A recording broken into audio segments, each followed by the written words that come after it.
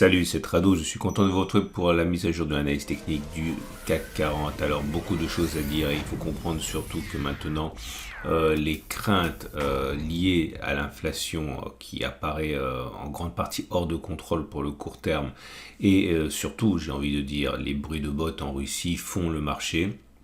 On est passé en mode épidermique et la baisse de 1,27% devrait être accompagnée d'une autre baisse sans doute lundi pour suivre les marchés américains qui ont fortement décroché dans la nuit. Et nous avons donc tout à fait la possibilité ici de considérer un retour sur le support hebdomadaire des 6650-6760. Vous remarquez qu'on avait une couverture en nuage noir qu'on avait évoqué, c'était sur la vidéo précédente. On savait qu'il était plausible suite à une configuration telle que l'on envisage que l'on n'ait pas fait les plus bas. C'est ce qui s'est produit sur la séance de vendredi.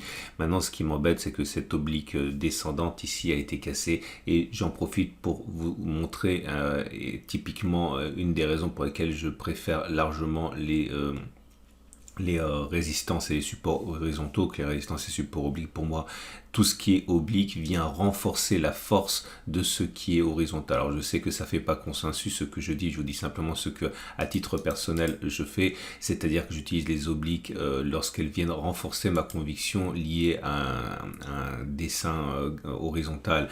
Regardez le nombre de fois où on aurait pu se faire avoir par cette oblique, ça a été le cas sur cette oblique-ci qui a été cassée et qui a été finalement réintégrée. C'est encore le cas maintenant, tout simplement parce que tout le monde voit ce qui est horizontal alors que ce qui est oblique est plus subjectif et donc moins fédérateur en termes de comportement moutonnier, c'est tout. J'en profite pour en rajouter une autre ici qui va être cassée sans doute dès lundi. Alors, nous avons le chandelier japonais du jour qui est mauvais puisqu'on voit qu'on termine plutôt dans le tiers baissier, que les plus hauts n'ont pas été tenus, que c'est rouge, donc on clôture plus bas que l'on a ouvert. On voit également que la bougie Aiki-Nashi n'a pas véritablement donné raison à ceux qui espéraient comme moi que la bougie haussière de mercredi soit suivie d'autres bougies haussières. Bien au contraire, bon c'est comme ça, ça fonctionne pas tout le temps. L'analyse technique, on le sait bien, là ça a fonctionné, là ça a fonctionné, là ça a fonctionné. Cette fois-ci ça n'a pas fonctionné et suite à la bougie haussière de mercredi, donc long couvert sans mèche basse, bien on a le retour des bougies baissières, notamment avec cette bougie vraiment vilaine, sans mèche haute pour le coup, donc c'est une vraie bougie baissière.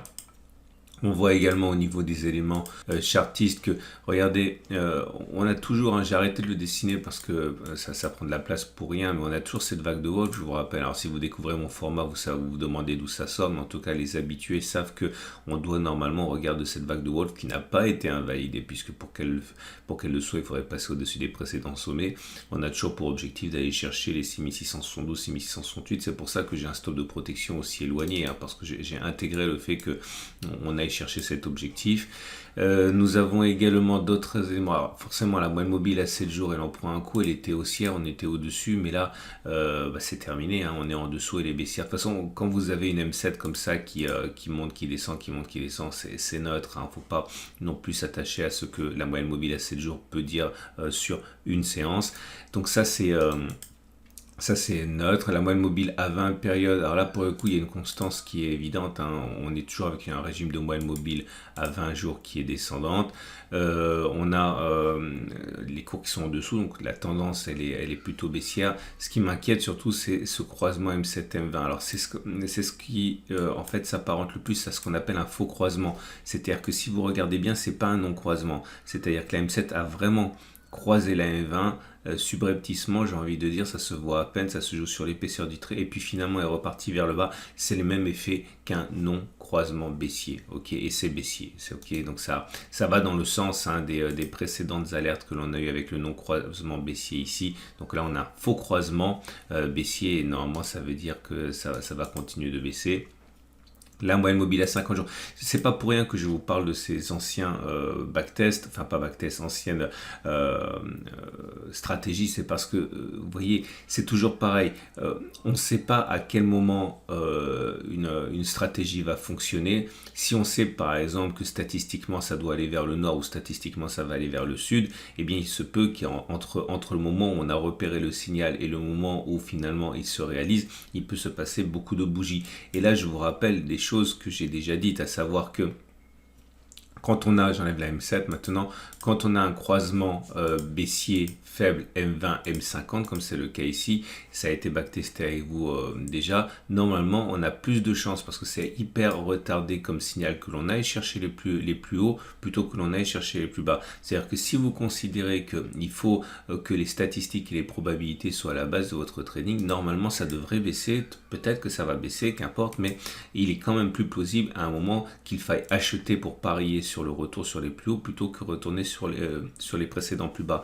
Ok, ça ne veut pas dire que ça va fonctionner, mais c'est simplement que statistiquement, au-delà des vicissitudes de court terme, on a des choses qui nous ont averti de certains scénarios et certains épilogues, et en l'occurrence cet épilogue M20, enfin le croisement M20-M50 est censé normalement nous amener ici plutôt que là, hein, au-delà de la correction de court terme. Maintenant vous allez me dire, oui mais c'est vrai, mais la vague de Wolf dit l'inverse, tout à fait, mais c'est ça qui est à la fois très compliqué et très simple, c'est que vous avez la loi des grands nombres, ok. La loi des grands nombres fait qu'à un moment, il va y avoir un retour vers le calcul de probabilité tel qu'il est fait. Alors, ça ne veut pas dire encore une fois que ça fonctionne à tous les coups, mais ça veut dire que vous ne savez pas ce qui se passe entre le point A et le point Z, mais vous savez que le point Z a plus souvent, va plus souvent intervenir, arriver que l'absence de point Z. Et c'est toute la facilité, encore une fois, et la difficulté à faire de l'analyse technique systématique. Donc voilà, à titre personnel, je pense qu'on peut tout à fait envisager que la baisse ou que la hausse reprenne, mais au bout du bout, soyez fidèle à un scénario dont vous savez que statistiquement, de manière probabiliste, vous avez plus de chances d'avoir raison sur 100 occurrences que de vous tromper. Je continue ma parenthèse, et c'est pour ça encore une fois que mon stop de protection est en dessous. Vous savez que j'ai pris une demi-position qui est mal engagée, et j'ai dit que je prendrais ma deuxième position plus bas avec un stop de protection en dessous du support journée, parce que justement ça intégrait le fait qu'il y avait des statistiques qui disaient que ça, on pouvait encore aller chercher le support journée. Je suis désolé, c'est un petit peu décousu, mais c'est très important de faire les choses en temps réel pendant qu'elles me viennent, parce qu'après j'oublie de raconter des choses qui sont très importantes. Et on a toujours également regardez le SAR, pour l'instant il n'est pas menacé, donc là aussi ça veut dire que c'est un mouvement, on va dire pour l'instant assez viscéral, mais les choses ne sont pas remises en cause sur les grands scénarios, et c'est le grand problème des évolutions en trading range. J'ai déjà dit ça plusieurs fois, j'envisage un trading range de plusieurs mois à titre personnel, enfin ça fait déjà plusieurs mois, et voilà, on ne fait que digérer la progression très forte de l'année précédente. Regardez maintenant les autres éléments. Alors, on a au niveau des indicateurs techniques, on a rien de neuf. On a dit le signal Haroun qui est haussier, je vous rappelle, et qui a milité pour une prise de position haussière. Voilà, normalement, on peut envisager de baisser jusqu'au plus bas ici à 6750. Donc voilà, les mouvements de court terme peuvent également vous permettre de rentrer à bon compte sur des choses dont vous savez qu'elles sont susceptibles de se produire. Clairement ici, acheter alors que vous avez un scénario aussi au bout du bout. Et on va terminer avec l'Ichimoku. Et l'Ichimoku nous indique que pour le coup, il y a rien de neuf, c'est toujours extrêmement neutre. J'ai refait apparaître la Tenkan et la Kijun que j'avais enlevé tout simplement parce qu'elles n'étaient pas significatives. Elles ne le sont pas plus aujourd'hui, mais simplement pour faire un petit point. Vous voyez, la Tenkan monte, elle descend, elle monte, elle descend. Bon, globalement, c'est neutre. La Kijun descend un petit peu, mais c'est pas significatif. Quand on est en tendance de fond neutre, comme c'est le cas actuellement avec un nuage qui twist, retwist, etc. Il ne faut pas vraiment faire attention à Tenkan et à Kijun. Les Tenkan et Kijun sont intéressantes lorsqu'on est en tendance, pas quand on est sans tendance.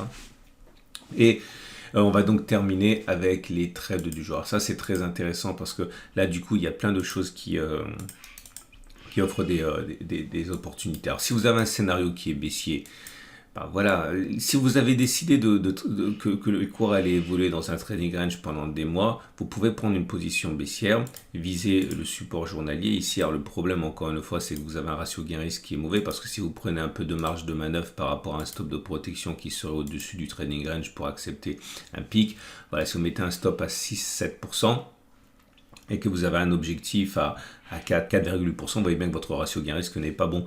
C'est pour ça que je pense qu'il faut rentrer simplement partiellement et garder le reste du risque, le reste de la position pour un retour éventuel lorsqu'il se produira ici. Donc on peut envisager qu'on ait quelque chose comme ça. Donc si vous rentrez un petit peu maintenant et un peu là, en termes de ratio gain-risque, vous serez bon. Et je pense que c'est le moment également de prendre des positions haussières si vous avez un biais haussier, enfin plutôt un biais de trading range avec une petite position maintenant et l'autre position là. Alors, ça pas très loin de ce que moi j'ai fait, puisque moi j'ai acheté, je crois que c'était ici, un demi-risque ici, et je prendrai le reste de mon risque là. Maintenant, vous pouvez la jouer encore plus. Attention aux outils que vous utilisez, plus c'est long terme, puis il faut faire attention. Les CFD, c'est génial pour trader à court terme, mais c'est pas toujours ce qu'il y a de plus adapté. Les Turbo 24 peuvent être plus adaptés pour un trading qui dure plusieurs semaines. Et l'idée, c'est que si vous êtes haussier, donc vous pouvez éventuellement mettre un stop de protection extrêmement large en dessous de cette zone. C'est pas mal, faut rentrer en plusieurs fois. Bon, moi c'est trop tard parce que j'ai déjà rentré une demi-position ici, j'ai déjà dit, et je rentrerai mon autre position ici, sur le support journée avec un stop assez large ici pour pareil sur un retour sur les plus hauts. Maintenant, vous pouvez être gourmand et dire, bon, moi je vais rentrer un tiers maintenant parce qu'on sait jamais, un tiers ici, un tiers là, et puis mettre un stop de protection en dessous du support mensuel en pariant que voilà, vous allez remplir votre escarcelle et puis ça va remonter derrière pour le trading range. C'est tout à fait envisageable. Encore une fois, attention aux outils que vous utilisez. On va terminer avec les données horaires. Et les données horaires, bon, ça change pas grand chose. Mes zones d'intervention n'ont pas été déclenchées pour le trading de très court terme. J'ai une zone d'intervention ici à 6757, 6788. On peut envisager de rentrer sur cette zone ou tout au long de cette zone, mais bon, cette zone devrait normalement provoquer une sorte de réaction instantanée, je pense, si on va la chercher. Bon, voilà ce qu'on pouvait dire. Je vous rappelle que là j'ai produit, c'était samedi, donc hier, la vidéo sur l'investissement en accumulation rationnelle pour le long terme. J'ai vu qu'il y avait des retours très très sympathiques par rapport à ce que j'avais expliqué sur les ETF, sur l'investissement en ETF et pourquoi vous deviez y songer. Et bien sachez que ça y est, la vidéo d'investissement de moyen terme pour l'accumulation rationnelle est sortie, c'est samedi, et vous pouvez la regarder si vous voulez mettre en place, en plus de vos stratégies de court terme, une stratégie de long terme. C'est une excellente journée. Ah oui, et l'or aussi forcément qui bénéficie des bruits de bottes en Russie. Pareil sur le même mode, accumulation rationnelle. C'est également en ligne. Je vous dis à tout de suite pour d'autres vidéos.